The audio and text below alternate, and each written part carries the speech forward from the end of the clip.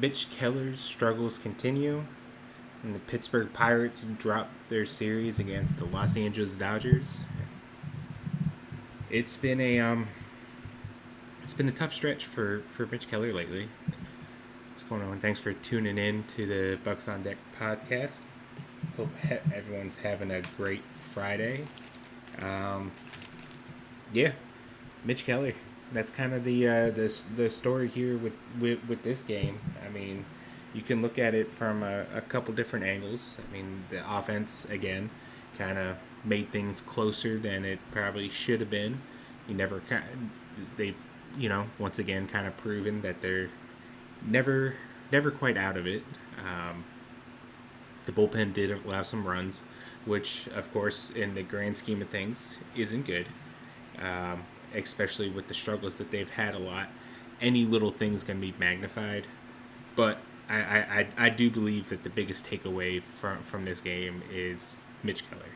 Mitch Keller, 4 innings, just an overall rough outing. He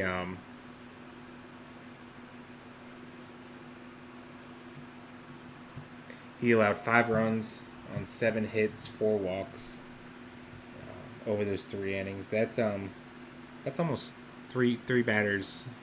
That's almost a 3 whip, and that's just not gonna cut it. Did some stat digging through Twitter, and 2.87 ERA his first 8 starts. His last 6 and 8.42. He's allowed at least 4 earned runs in 5 of his last 6 starts, and he has an 11.42 ERA this month. I think the biggest selling point with Mitch was the fact that he's going to get you innings. May not always be pretty. The ERA probably isn't going to be something to where the guy's never going to compete for a Cy Young, and that's fine. He gets you innings pitched. He's going to take the ball every 5th day. He's going to go out there and at least compete. He's going to put some quality starts together, and he's going to put the team in a position to win. It's at best you're looking at at the absolute peak. You're looking at a middle of a rotation starter with doing that. I think. And with the way that this rotation was built, with the upside, with the emergence of Braxton Ashcraft, you're okay with that. What you're paying him is he's the highest paid pitcher on the staff. But also when you consider that you're getting, your actual top pitchers on such a discount right now, that's fine. That works out fine. But the issue is, he's not pitching deep into games. He's not putting out quality starts. He's not giving you a chance to win. It's just been ugly. The ERA is over 5 now. So what do? You go back to the drawing board. He's been mixing with pitches and stuff like that as it is. I'm sure there's work going on behind the scenes that we don't see. It was thrown out in the group chat that maybe because he's been notoriously a rough finisher to the season. Maybe we're getting the opposite this year, even with the first 8 games. Maybe you'll have rough Mitch now, and things will kind of click firm down the stretch. I guess we'll see. The Pirates aren't really in a position. You already have one starting pitcher that's kind of figuring things out in Bubba Chandler. You got an offense who's missing one of their key players. Missing 2 of their key players when you add Connor Griffin and how he was playing before the injury. So they really need Mitch to get going. I don't know what it's going to take to kind of get things to click, but they need him. They need him pitching. They don't need him to be an all-star. He's been an all-star. They don't need him to be an all-star. They just need him to be someone that can reliably go 5, 6, maybe even 7 or more innings on any given night and keep things relatively close. Give the bullpen, keep the middle parts of the bullpen in the bullpen, and just kind of bridge straight to the arms the few arms that you do have faith in. And Pirates, they start a weekend series against the Miami Marlins. We'll see Braxton Ashcraft kick off the series. I think the quiet little fun little matchup that we potentially have brewing on Sunday between Paul Skeens and Max Meyer. Mayer's kind of having like a breakout season for the Marlins. Putting up number. He's 6-0 with a 2.85 ERA with 86 strikeouts over 79 innings, which is very, very similar to where Paul Skeens is at. Not saying they're the same pitcher, just saying they're both having fantastic seasons, and should be an interesting game. Big series for the Pirates. Huge series for the Pirates. Marlins, they're coming in 34-35. They've won. They've things are starting to click for them. So this isn't going to be like a rollover series. The Pirates and the Pirates will have Ashcraft, Chandler, and Skeens out there, which I guess heading into the season, that's probably the three that you want.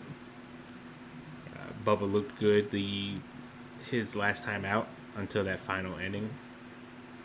We'll see if they go with the closer again. But, yeah. Big series for the Pirates there. And we'll go ahead and shift over. We'll do some minor league talk here. Lots of games going on. Bradenton resumed one of their games from the previous day. Down in AAA, they win 11-6. Emmanuel Valdez 2-for-4, 3 runs, 3 RBI, a walk, a home run. Derek Berg 2-for-4 with a home run and 3 RBI. It was a massive home run. It was 110 plus miles an hour off the bat. He kind of pimped it and stared it down as it took off. I mean, good for him. It was kind of like, so he was called up, or word came out that he was getting called up, and then you kind of looked at it, kind of thinking about this catcher situation was kind of unique in Indianapolis because at the time it was Sean Ross and Rafael Flores. Flores kind of struggles behind the plate. Ross is better, but he's also a converted catcher. But then it kind of came out, Henry Davis going on the paternity list, so Flores officially gets activated, which creates some playing time for Derek Berg. And good for him. 10th round pick out of Army. There's some swing and miss issues. The strikeout rate's about 30% in Altoona. He struck out a couple times already with Indy. Really strong defensive catcher. The caught stealing rate's really down this year, so that's kind of worth monitoring. But really good defensive catcher. Has, I guess, upside is a backup defensive minded catcher with some power. But someone asked me in the Enestein Discord how excited I was on Derek Berg on a scale of 1 to 10, and I said I wasn't. The profile backup catcher with swing and miss issues and stuff like that maybe isn't the most exciting thing, but if the power, if we get some of the exit velocity and power numbers and stuff like that, and it's we don't know how long he's going to be up here, or up with AAA, but if he can, continue to hit for power, even if there's a little swing and miss there. I guess if there's one position to where, naturally there's going to be lean more into, the part-time thing, as, you're not going to have a catcher that plays 120, 130, 140 games in a season.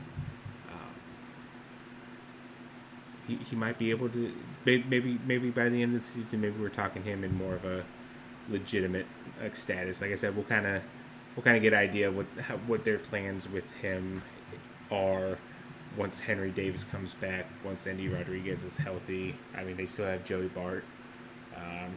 Probably do see a scenario where he just heads back to Altoona. That probably ensures him more playing time, especially once all the 40-man catchers are healthy again. But a couple more good games, and we can be talking about him. or if he keeps this stretch up, maybe starts making a little more contact. Definitely starts converting a little bit better on throwing out base runners, and might force his way into a conversation. Nick Samillo, 2 for 3, 2 runs, RBI, walk, and a double. Double A, they lose 4-0. Kind of a more of a lifeless game. Ivan broke their hour, 1 for 3 with a walk. Omar Alfonso, 1 for 4. No extra base hits. Alessandro Orcolani, 2 innings pitch, a hit, a walk, 5 strikeouts. That's big for him. He's struggled a lot this year. Had the shoulder injury. Came back, hasn't looked great since then, but maybe he can kind of build off of this right here. Greensboro, they lose 9-5. Bullpen kind of lets things go towards the end of the game once again. Rodani De Los Santos and Easton Carmichael both hit their 10th home runs of the season. Yodani 1 for 5, 3 RBIs. Carmichael 1 for 3, an RBI, 2 walks, a home run. Murph Gray, another home run, went 2 for 3. Carlson Reed, pretty good outing. 5 innings pitched, 5 hits, earned run, 3 walks, 5 Ks. But those 3 right there, I might dig into it a little bit more and do something over the weekend. But I kind of starting to feel like these 3, I'm kind of maybe sick, but it's starting to feel redundant to see them in the lower levels. I'm ready to kind of push them and kind of see what we have there, because like the contact rates still aren't great for Yodani. So like I'm not sure how much I'm buying into this run right now for him. But I know for sure that a push to Double A will probably give you a much clearer answer on where we're at with that. And also to give us a little bit more idea of like if this power surge that he's having is something more than we can buy, as far as if the power's legit. I have mentioned a couple times before the season that it did look like he'd bulk up some. So I wouldn't be surprised if the power's a little more up there. And I mean the home road splits, we know how Altoona is. They're not that, or Greensboro's, they're not that crazy. It's a 982 OPS on at home compared to 956 on the road. He has 7 home runs at home compared. Oh, he's up to. Oh no, okay. Let's see. They don't have it split on here. I'll look at more into that, but yeah, I kind of see where he's at, see how much the power's there, see how much the swing and miss kind of plays. Murph Gray, college hitter, kind of should be doing this stuff here. That home run there, I kind of get, like, we don't have public data, but like that did kind of feel a little bit like a Greensboro-ish kind of home run. So, and the contact rates, I did notice contact rate is down about 8% compared to what it was in Bradenton. I guess not. And the swing and strike rate's up about 3.5%. Nothing too insane or wild, but definitely something to kind of monitor, especially kind of pushing him into the upper levels, considering like he's a little bit older than the competition, being in high A, being a high college draft pick. And then Carmichael too. Carmichael has kind of he slowed down a little bit in May. It's heating a little bit back up in June. I don't know how much the power is going to play in the upper levels, but it's great bat to ball skills, strong defensively. So kind of like would see these guys. I don't like to talk too much about promotions, but if there is anybody in the system that I would like to see tested aggressively, it would probably be these 3.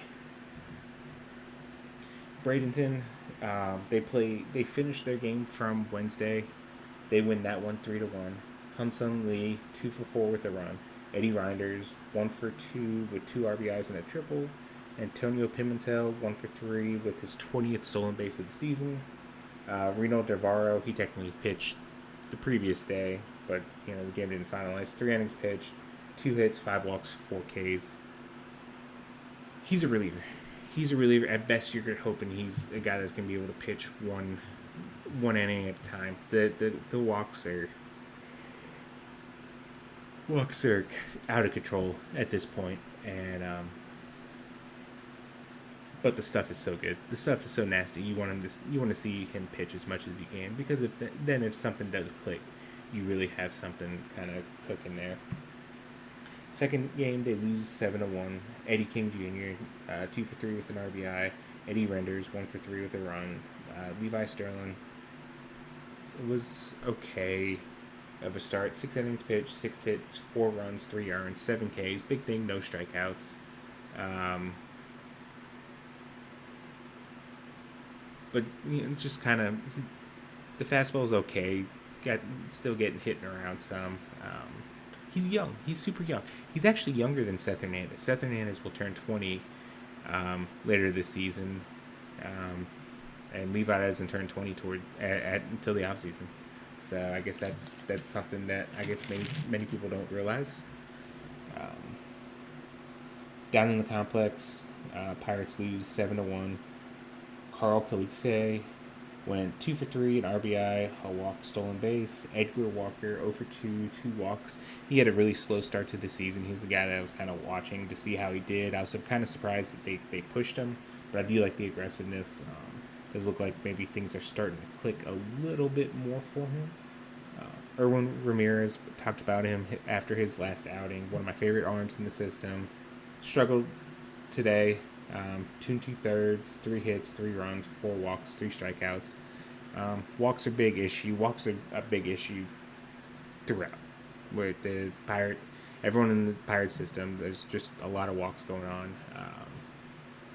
But Ramirez has a very lively arm that I think if he starts to situate, getting that under control, there's some breakout potential there. Down in the Dominican, both Dominican teams lose. Let's see, Gilbert Ramirez 1 for 3 with an RBI and a double. He's had a couple of doubles. He's kind of quietly having a pretty good start to the year. Hanley Ramirez, not that Hanley Ramirez, 1 for 3 with a run and a triple. Jesus Luzardo 1 for 3, a double and 2 RBI. So later today, I'll have a video breakdown of Seth Hernandez from my live look. I'll break down his start. There will also be a YouTube video of it. So if you prefer to watch a little bit of breakball, watch me or listen to me talk that way, I'm gonna start giving you the option of that. Trying to do a little bit more with the YouTube channel. I realize that videos and stuff like this are probably more in line with the future. So, trying to get with the times and whatnot. But, as always, subscribe. Bucks on Deck Substack. Daily Pirates contact. We got you covered on everything from the Major League team all the way down to the rookie leagues. I was talking to Wilbur the other day, and he's even caught up with some of the Dominican stuff. We talked about some of the guys that kind of stood out. Excited for that. Excited to have at least somewhat of a look, because that could be something that we maybe add to the rankings and stuff like that. Once we're able to get enough watch time of them. But be on the lookout for the Seth Hernandez breakdown article and video. Subscribe, help support the site, help us grow, and we'll catch you guys again tomorrow.